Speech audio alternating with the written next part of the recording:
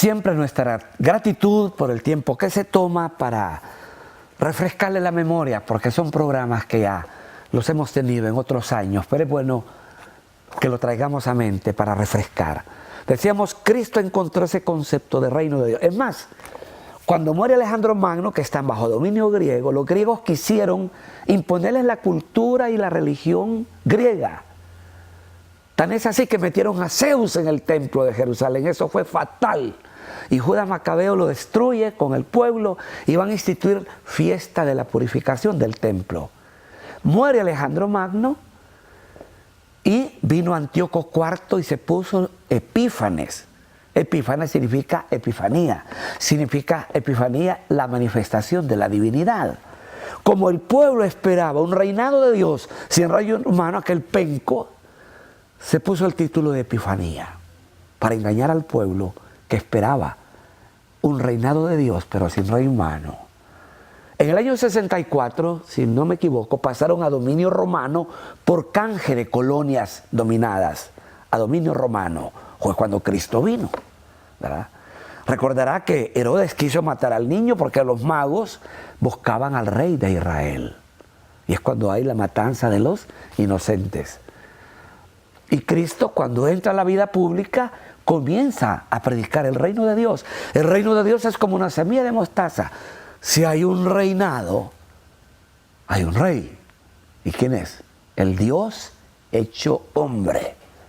Queremos un reinado de Dios, pero sin rey humano. Jesucristo Dios y hombre verdadero. Y comenzó a predicar el reino, le decía, le resultó la iglesia. El reino de Dios se parece a una semilla de mostaza. El reino de Dios se parece a un banquete donde muchos son los llamados y pocos los escogidos.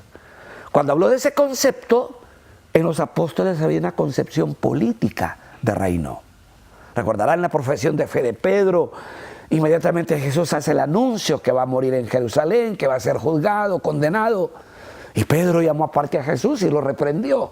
¿Cómo es posible que una divinidad va a morir crucificada cuando es la pena de muerte que el imperio romano le impone a los pueblos esclavizados? Y Jesús puso a Pedro en medio de los 11, apártate de mí, Satanás. Tú piensas como los hombres, no piensas como Dios. Gracias a Dios Pedro no era hondureño, sino tira la toalla, ¿verdad? Pues bien, Cristo insiste en el reino de Dios, al grado que aquella doña, la mamá de los Zebedeos, Juan y Santiago, le pedían mucho a Jesús, cuando llegues a tu reino, que un hijo mío se siente a la izquierda y el otro a tu derecha. Mi reino no es de este mundo, etc. El que quiera ser el primero, que sea el servidor. La estructura del reino de Dios se plasma en el ser y en el quehacer de cada creyente cuando vive en el marco del reino de Dios. Mateo 6:33, busca el reino de Dios y su justicia, lo demás viene por añadidura.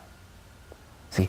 Rezamos en el Padre Nuestro, venga a nosotros tu reino. Lo cantamos el domingo, reine Jesús por siempre, reine en tu corazón. El reinado de Dios llega cuando cada creyente, cuando cada bautizado vive en el marco referencial del reino de Dios, como lo plasma el prefacio del día de Cristo Rey. Reino de la verdad y de la vida, reino de la santidad y de la gracia, reino de justicia y reino de paz.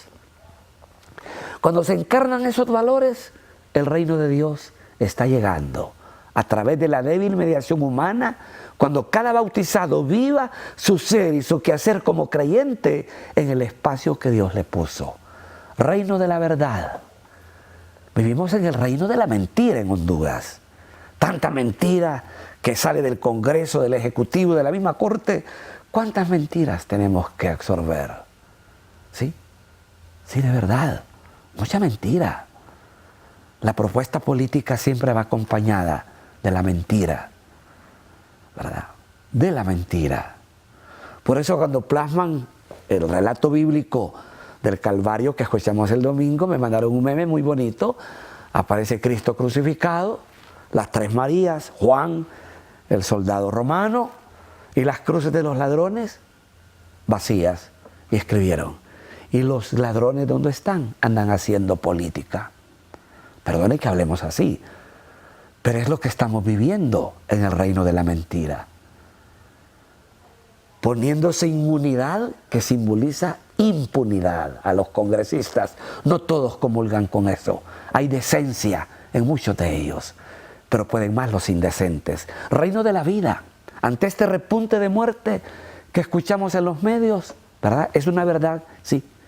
Son realidades que estamos viviendo. La cultura de la muerte.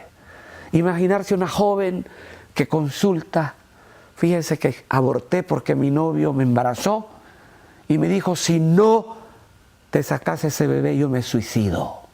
Imagínense qué chantaje y qué cargo de conciencia llevar a esa criatura a lo largo de la vida. La cultura de la muerte, el irrespeto por la vida humana. Toda vida es sagrada, aún antes de nacido, el indefenso es sagrado.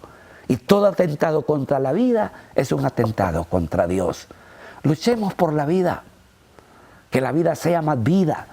He venido para que tengan vida y la tengan en abundancia.